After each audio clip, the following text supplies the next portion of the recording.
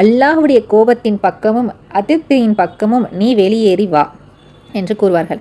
அப்பொழுதுதான் அவனுடைய உடலிலிருந்து உயிர் பிரித்து எடுக்கப்படும்.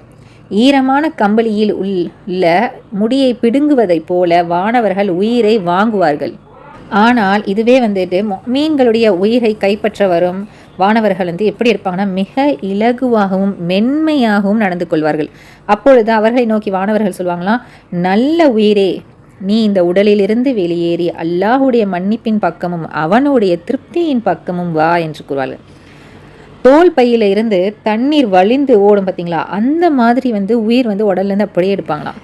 சுப்ஹானல்லாஹ். நபி ஸல்லல்லாஹு அலைஹி வஸல்லம் அவர்கள் கூறுகின்றார்கள், அல்லாஹ் இப்படிப்பட்ட ஒரு நல்ல மௌத்தை நம்மளுக்கு தரணும் இன்ஷா அல்லாஹ். இப்போ அந்த உயிரை எப்படி கொண்டு செல்கின்றார்கள் அப்படின்னு பார்த்தோம்னா, அவர்கள் தம்முடைய உண்மையான பாதுகாவலாகிய அல்லாஹ்விடம் கொண்டு செல்வார்கள். அவர்கள் அல்லாஹ்விடம் அந்த உயிரை எப்படி அவங்க கொண்டு செல்கின்றார்கள் அப்படின்னு பார்த்தோம்னா, திருமறையில் அல்லாஹ்